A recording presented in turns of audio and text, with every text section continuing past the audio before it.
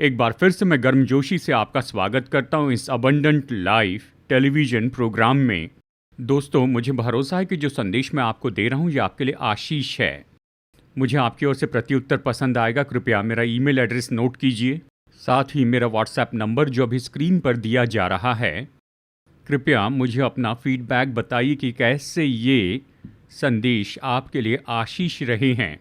साथ ही मुझे अपने प्रार्थना निवेदन भी भेजिए। हमारे पास अच्छी प्रेयर टीम है, हम आपके लिए प्रार्थना करेंगे और हमारे प्रभु यीशु मसीह आपसे मुलाकात करें और आपको बहुत से आशीष दे। आज मेरे संदेश का शीर्षक है विष वाले सांप या जलते हुए सांपों का न्याय। अगर आपके साथ अपनी बाइबल है तो निकालिए गिनती अध्याय 21 और वचन 4 से 9 तक आप इसे खुला रखिए। हम इस बहुत ही अद्भुत वचन भाग का अध्ययन करेंगे। यहाँ पर संदर्भ है कि इस्राएली लोग लाल समुंदर के पास से यात्रा कर रहे थे और वे प्रतिज्ञा के देश की ओर जा रहे थे और वह ऐसी जगह पहुँचे जहाँ वो कुछ समय तक स्थापित हो गए और उन्होंने वहाँ बहुत सी समस्याओं का सामना किया, यानी वहाँ पर रहने की परिस्थितियों में। तो उन्होंने क्या किया? उन्होंने मूसा और यहोवा परमेश्वर के विरुद्ध में शिकायत की और ये तो उनकी जंगल की पूरी यात्रा में होते जा रहा था। हर एक पल, हर एक संदर्भ में, हर एक जगह पर वो परमेश्वर के विरुद्ध शिकायत करते रहें और कुड़कुड़ाते रहें। और यहाँ इस समय में परमेश्वर बहुत क्रोधित हो गए, उसे बहुत गुस्सा आया इस्राएली लोगों की शिकायतों के कारण ही। और परमेश्वर ने उनके बीच में विष वाले सांप भेजे और ये सांप इस्राएलियों को काटने लग गए और इस्राएली लोग हर जगह मरने लग गए। तब उन्होंने ये जाना कि उन्होंने परमेश्वर के विरुद्ध शिकायत करके बड़ी गलती की है। उन्होंने मूसा के पास आकर कहा, मूसा कृपया हमारे लिए प्रार्थना कर। वो मूसा के पास आकर उससे विनती करने लगे, मूसा कृपया हमारे लिए विनती कर कि परमेश्वर हमें क्षमा करें, कि परमेश्वर हमें इन जहरीले सांपों से बचा ले। और परमेश्वर ने मूसा से कहा, तू एक खंबा ले और उस पर एक पीतल का सांप लटका, मतलब सांप की ये प्रतिमा जो पीतल की बनी है। और फिर जब मूसा ने ऐसे किया, परमेश्वर ने कहा, जिन लोगों को भी ये विषैले सांप काटेंगे, अगर वो केवल इस पीतल के सांप को देखेंगे तो वो जीवित रहेंगे। तो मूसा ने बिल्कुल वैसे ही किया जैसे परमेश्वर ने कहा था और खंबे पर एक पीतल का सांप लटकाया ताकि सभी लोग उसे देख सके। और इस्राएली लोग जब उस पीतल के सांप को देखने लगे तो उनके शरीर का वो विष चले जाता था और फिर वो फिर से जीने लगे। ये जो घटना है ये हमें सिखाती है, हमें एक विश्वासी के नाते बहुत से पाठ सिखाती है। सत्य भी।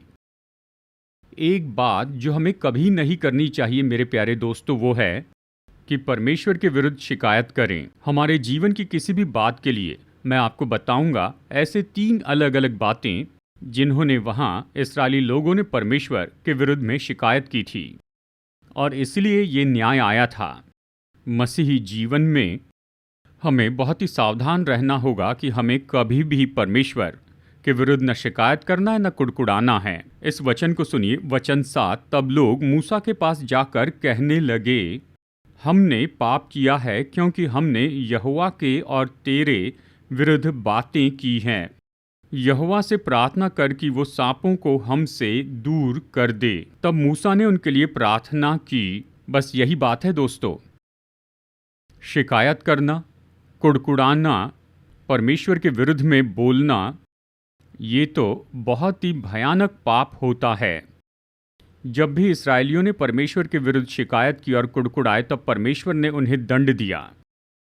लेकिन देखिए, क्योंकि हम नए नियम में हैं, हम परमेश्वर के अनुग्रह के समय में हैं, मसीह जीवन में हम कुछ बातों के बारे में परमेश्वर के विरुद्ध शिकायत करते हैं। अब ये अनुशासन या दंड हमारे ऊपर इतने जल्दी से नहीं आता जैसे कि इस्राएली लोगों के ऊपर आया था, क्योंकि हम प्रभु यीशु मसीह में अनुग्रह के अधीन हैं। कितनी महान आशीष! जैसे मैंने इस वचन भाग का अध्ययन किया, पवित्र आत्मा ने मुझ पर 3 बातें प्रकट की जो कि इस्राएल के लोगों ने परमेश्वर के विरुद्ध में शिकायत की थी। शायद आप इसे लिखना चाहेंगे। मैं 3 पॉइंट्स बता रहा हूं। नंबर 1, मुश्किल जीवन के कारण उन्होंने परमेश्वर के विरुद्ध शिकायत की थी। आप वचन 4 में इसे पाएंगे। और लोगों का मन मार्ग के कारण बहुत व्याकुल हो गया। स्थानिक परिस्थितियां और जीने की परिस्थितियां, इससे इस्राएल के लोग तो बहुत ही व्याकुल हो गए। और फिर उन्होंने ऐसी कुछ बात कह दी जो उन्हें कभी नहीं कहनी चाहिए थी। वचन 5 में उन्होंने कहा, तुम लोग हमको मिस्र से जंगल में मरने के लिए क्यों ले आए हो? ये बहुत बड़ी बात कही। इन वचनों में हम पाते हैं कि वे परमेश्वर के विरुद्ध में 2 बातें कर रहे थे कि जंगल में उनकी ये यात्रा तो उन्हें बहुत निराश करने वाली है, उन परिस्थितियों के कारण ही। नंबर 2, जिस संदर्भ में या जिस जगह पर वो थे वो बहुत ही मुश्किल जगह थी। और उन्होंने कहा, तुम हमें मिस्र में से क्यों बाहर लेकर आए हो? परमेश्वर, क्या आप हमें इसलिए लाए कि हम यहाँ पर मर जाएं? इन शब्दों के द्वारा परमेश्वर बहुत ही दुखी हो गए।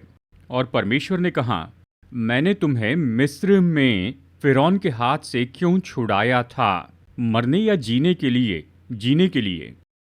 मैंने लाल समुद्र क्यों विभाजित किया कि तुम मर जाओ या जीवित रहो?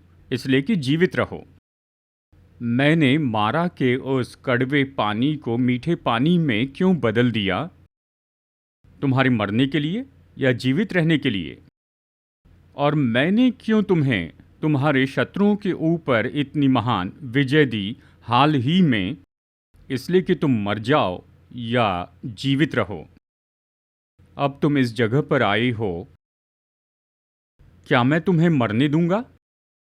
ये तो कुछ समय की बात है। और मैंने इस कुछ समय की बात को क्यों अनुमति दी है? ये तो इस्राएली लोगों के लिए बहुत बड़ा पाठ है और हमारे लिए भी। जंगल में भटकना तो हमेशा बहुत मुश्किल होता है। ये आसान नहीं होता है। ये बड़ा रेगिस्तान है, कोई पानी नहीं, कोई पेड़ नहीं, झुलसाने वाली धूप केवल अभी नहीं, यहाँ तक कि जब तुम प्रतिज्ञा के देश में पहुँचोगे, ये जंगल का जीवन तुम्हारे लिए मुश्किल ही रहेगा। तो जब जीवन तुम्हारे लिए बहुत ही मुश्किल है तो तुम्हें क्या करना चाहिए? मेरे विरुद्ध में कुड़कुड़ा कर शिकायत करने के बजाय गौर से सुनिए, तुम्हें मेरी विश्वास योग्यता पर भरोसा रखना चाहिए। बस यही। प्यारे दोस्तों, मसीह जीवन में हम सब जीवन में बहुत ही मुश्किल परिस्थितियों का सामना करते हैं। शायद ये वैवाहिक संबंध है, या आपके बच्चों से जुड़ा है, या व्यक्तिगत जीवन से, पाप से आपकी उलझन से, या भावनात्मक समस्याएं, आत्मिक समस्याएं, या ऐसी मुश्किल परिस्थिति जिसे हम हल नहीं कर पाते हैं, तो जल्दी ही हम कहते हैं, परमेश्वर आपने मेरे साथ ऐसा क्यों किया?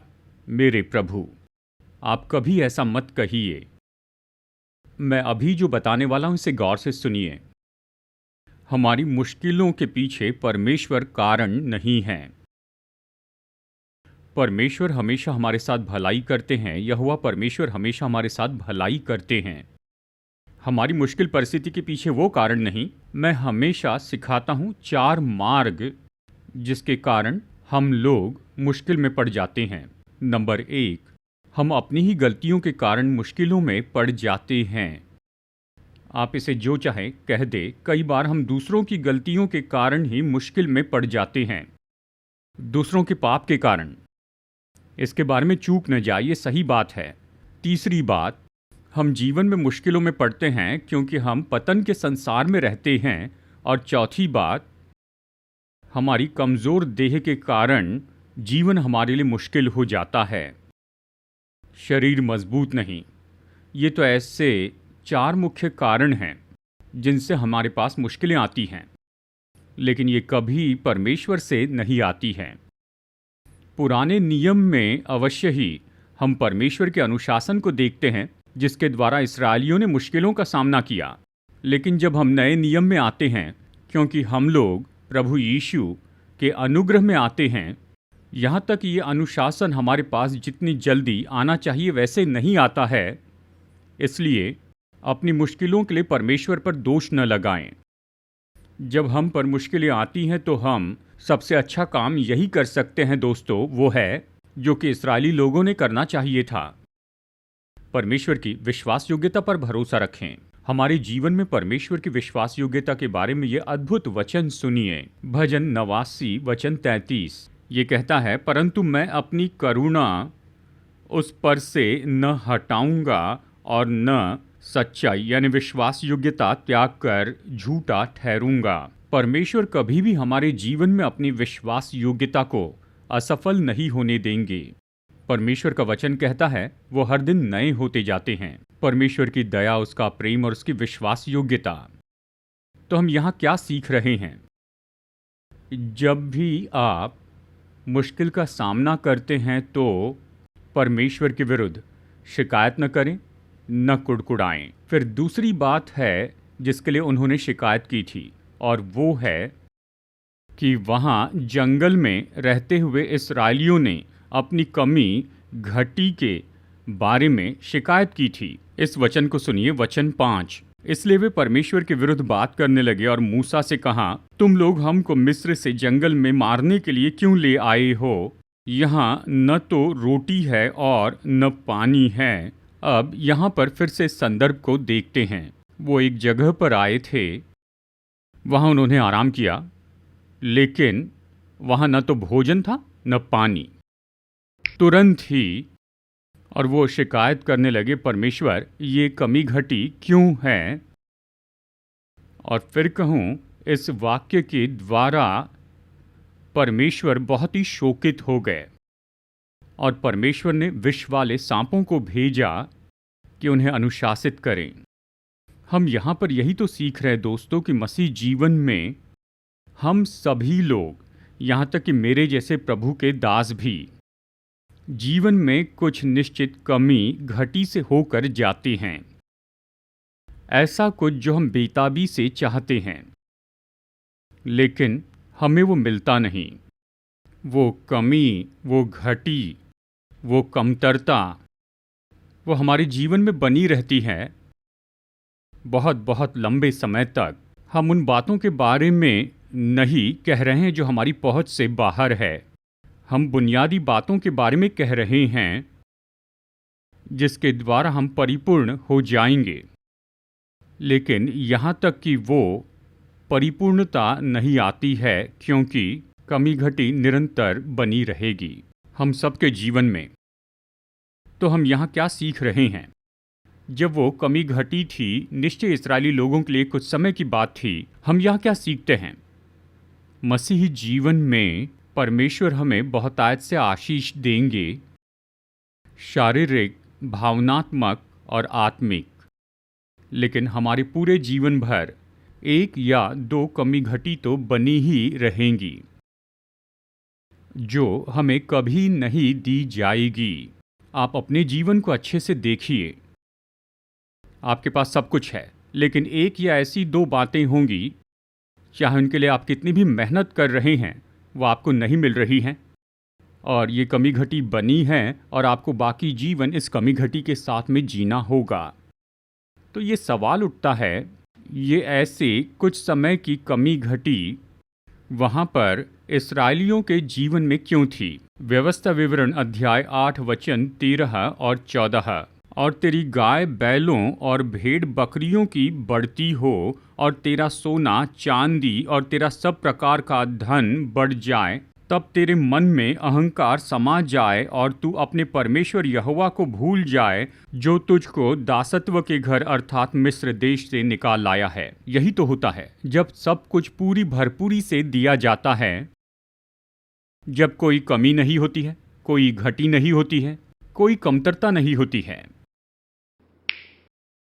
यहाँ तक कि हम विश्वासी भी परमेश्वर को भूलना चाहते हैं। हम अपने आप में पर्याप्त होते हैं। मेरे पास सब कुछ है, किसी बात के लिए प्रभु पर आधारित नहीं रहना है। बात तो ये है, कई बार परमेश्वर हमारे जीवन में कमी घटी को आने देते हैं। ये केवल इसलिए है कि हमें उस पर और ज़्यादा आधारित होने दे। अब ये आधारित होना केवल इसके लिए नहीं कि उस कमी घटी पर जयवंत हो जाए, उसका सामना करें, लेकिन बड़े स्वरूप में देखें तो परमेश्वर पर आधारित रहना दूसरी आशीषों को खोल देता है पूरी भरपूरी के साथ में। तो प्यारे दोस्तों, जब भी कमी घटी होती है, आइए हम यीशु पर बिल्कुल वैसे ही आधारित रहें जैसे प्रेरित पौलुस रहा था। पौलुस के अपने जीवन में कमी घटी थी, उसके शरीर में कांटा था, ये बहुत पीड़ादायी था, और उसने बार बार प्रार्थना की कि यीशु उसे निकाल दे। लेकिन यीशु ने कहा, नहीं, मैं इसे नहीं निकालूंगा, क्योंकि ये कांटा तुम्हें उस तरह का पौलुस बनाएगा जैसा पौलुस तुम्हें होना चाहिए। अगर मैं ये कांटा हटा दूं तो तुम्हारे घमंड के कारण तो तुम मुझसे दूर चले जाओगे। ये कांटा महत्वपूर्ण है क्योंकि ये तुम्हें मेरे अनुग्रह में रहने देगा। दूसरा कुरिन्थियों अध्याय 12 वचन 9, पर उसने मुझसे कहा, मेरा अनुग्रह तेरे लिए बहुत है, क्योंकि मेरी सामर्थ निर्बलता में सिद्ध होती है। इसलिए मैं बड़े आनंद से अपनी निर्बलताओं पर घमंड करूंगा कि मसीह की सामर्थ मुझ पर छाया करती रहे, कहता है। यह अद्भुत वचन है। ये कांटा कभी नहीं जाएगा, लेकिन यीशु अपना अनुग्रह और अपनी सामर्थ पौलुस को देंगे कि अपने जीवन भर इस दर्द को सहते चले जाएं, और यहाँ तक कि उस दर्द में पौलुस वहाँ मसीह के लिए अपने मिशन को पूरा कर दे, जैसे पौलुस ने किया। ये सब परमेश्वर के अनुग्रह और उसकी सामर्थ के कारण हुआ।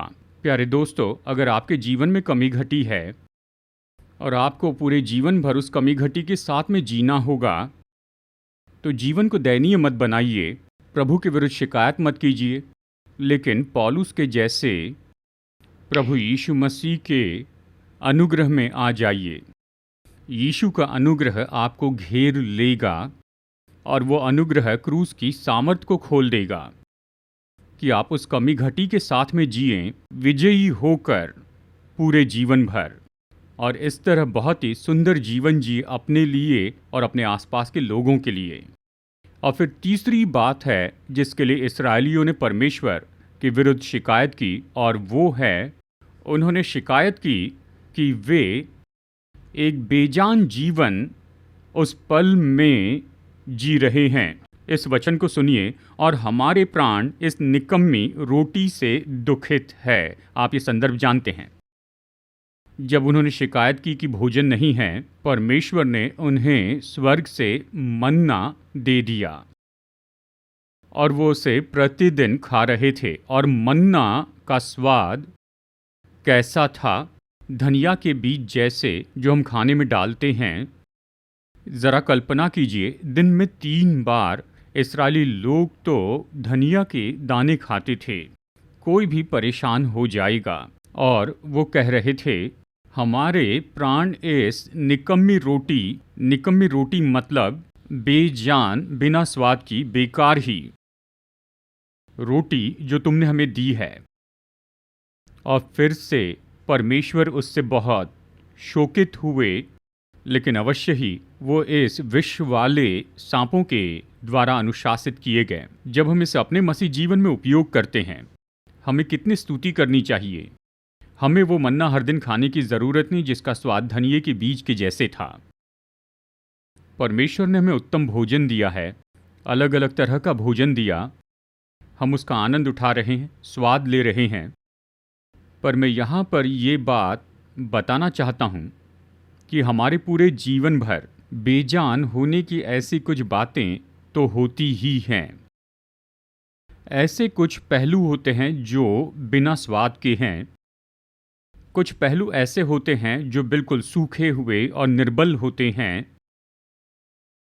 और जब हमारे पास ऐसी परिस्थितियां आती हैं तो जल्दी से हम परमेश्वर से शिकायत करते हैं। फिर से मैं वही बात कह रहा हूं, जब हम ऐसे जीवन का सामना करते हैं जो बेजान और बिना स्वाद का होता है, तो परमेश्वर कारण नहीं है। जैसे मैंने आपको बताया, इसके दूसरे भी कारण हैं। बात तो यही है जो मैं आपको बताना चाहता हूं।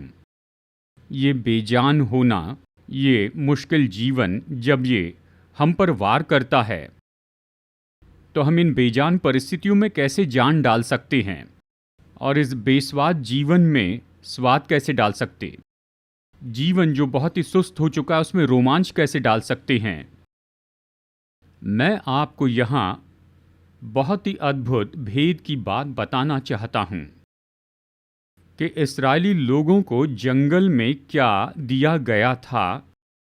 इस नए नियम में हमारे पास भी बहुत ही विशेष मन्ना है जो हमारे पास स्वर्ग से आया है।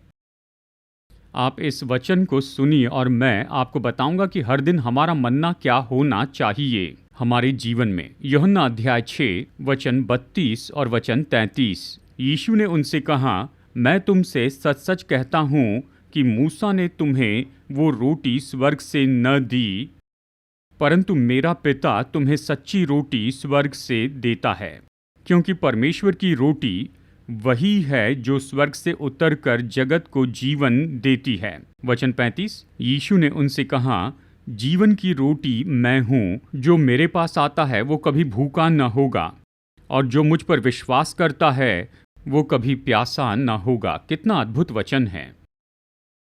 हमारे प्रभु यीशु, हमारे उद्धारक, हमारे अच्छे चरवाहा, हमारे मसीहा जो हम में रहते हैं, वही हमारे मन्ना हैं, और उसी के द्वारा हमें जीवन प्राप्त करना है जब हम बेजान जीवन का सामना करते हैं।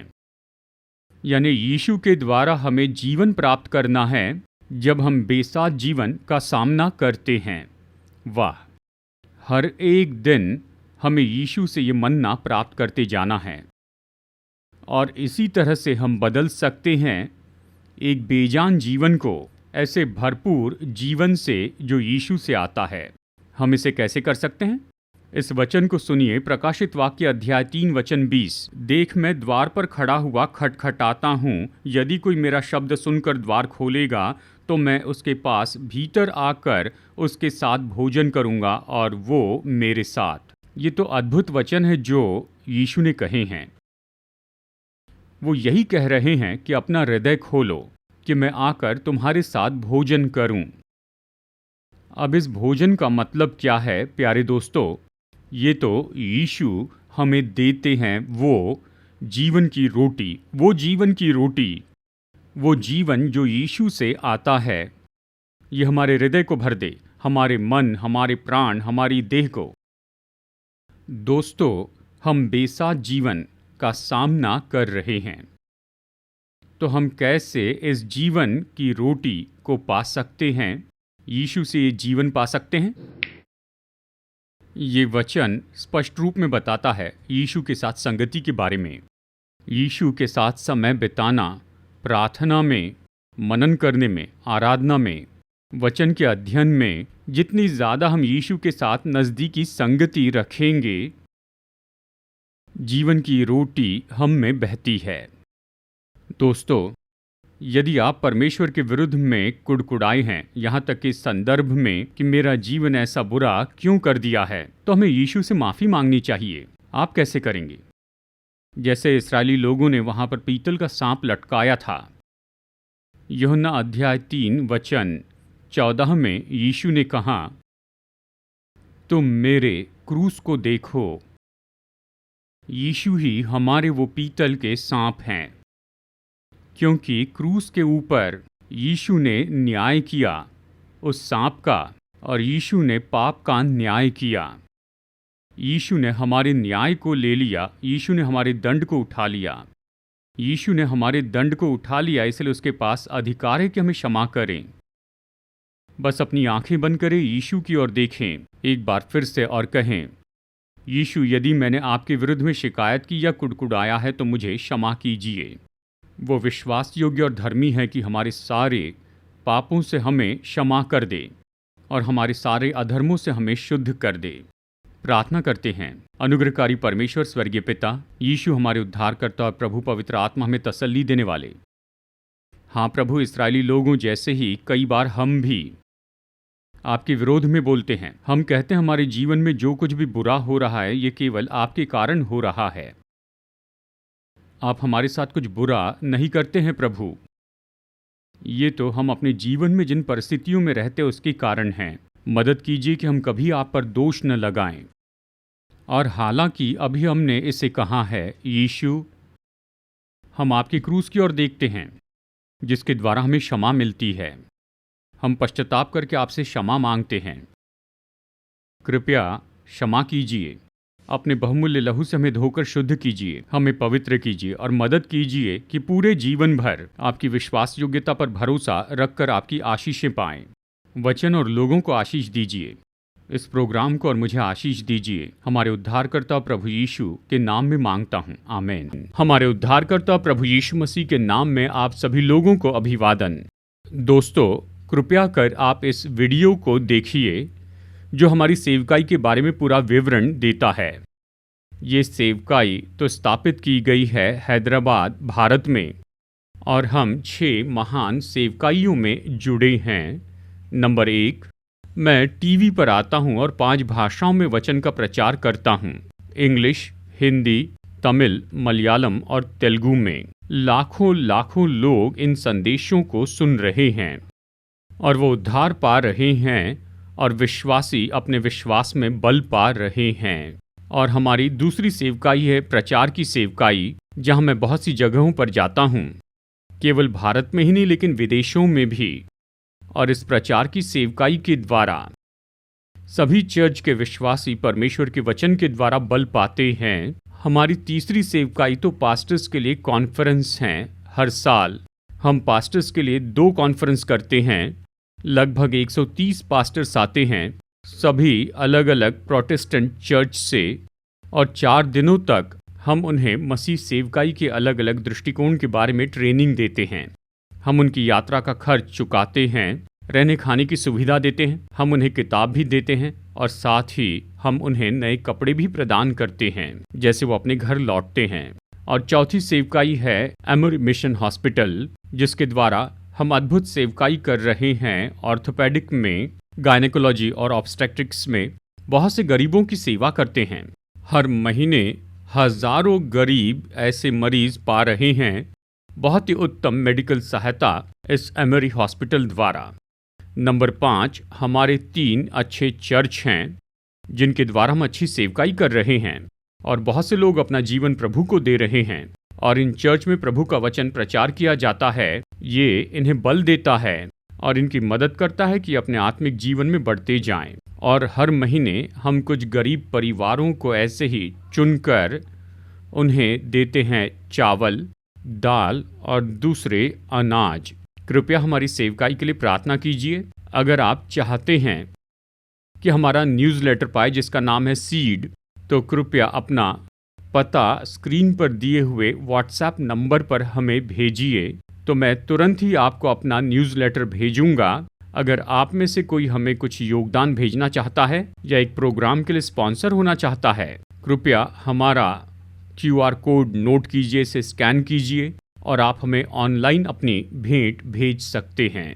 परमेश्वर आपका आशीष दे, जैसे आप बहुत ही महत्वपूर्ण और कार्यनीति से फलवंत सेवकाई में स्पॉन्सर बनते हैं।